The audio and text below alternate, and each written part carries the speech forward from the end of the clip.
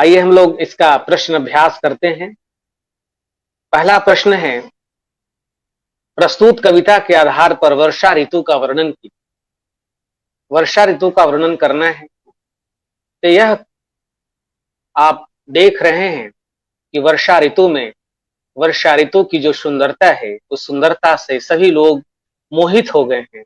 सबके मन को लुभा रही है वर्षा ऋतु, क्योंकि आकाश में बादल छाए हुए हैं, वर्षा की बूंदें धरती पर गिर रही हैं, बिजलियां चमक रही, बादल गरज रहे हैं, वन में मोर नाच रहा है, जितने भी जलाशयों में जलचर हैं, जीव जंतु हैं, वो सभी प्रसन्न हैं।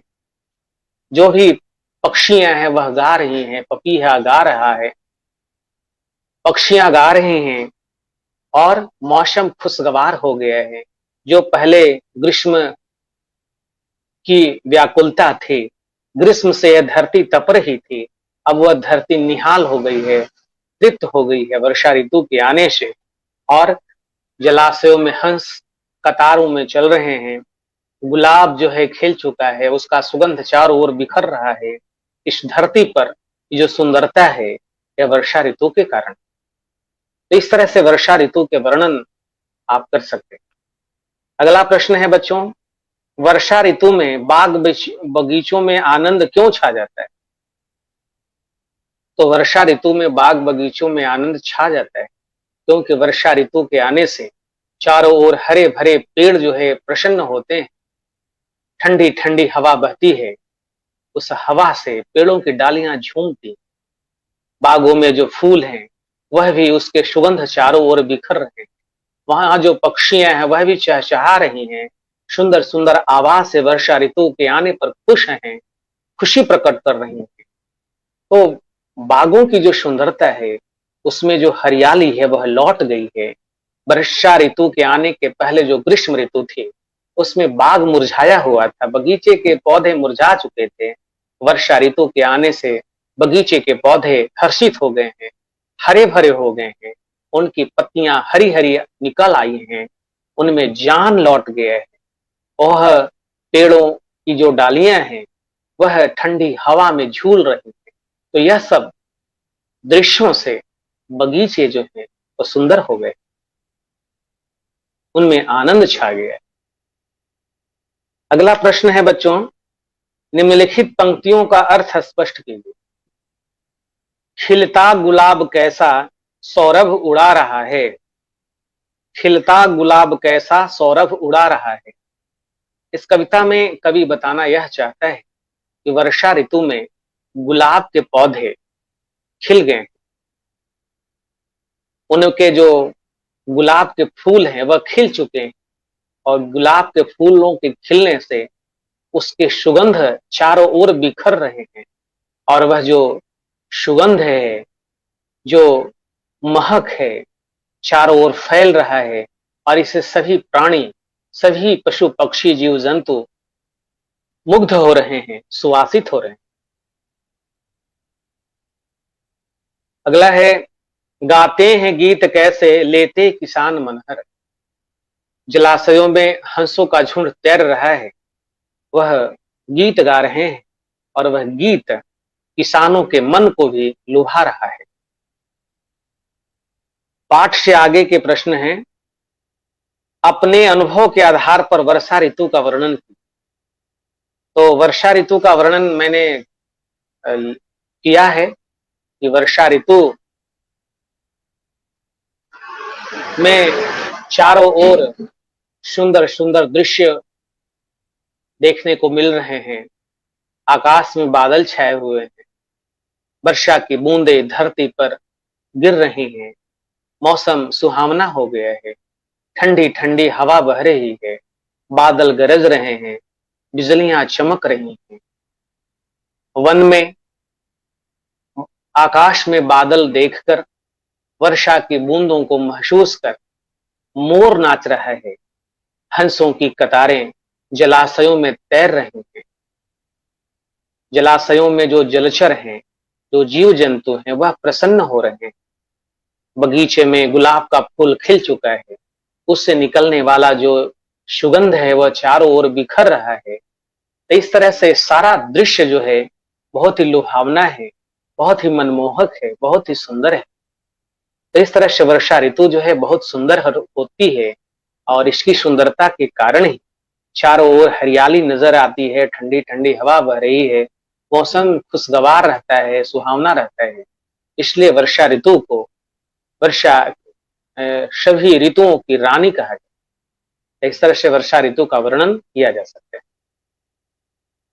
अगला प्रश्न है, ग्रीष्म ऋतु के बाद वर्षा ऋतु आती है, वर्षा ऋतु के आने पर आप कैसा महसूस करते हैं? तो ग्रीष्म ऋतु के बाद वर्षा ऋतु आती है। ग्रीष्म ऋतु में सभी गर्मी से बेहाल होते हैं, पानी के लिए लोग तरसते हैं, गर्मी से लोग व्याकुल रहते हैं, परेशान रहते हैं, ठंडक महसूस करने को वो छटपटाते रहते हैं।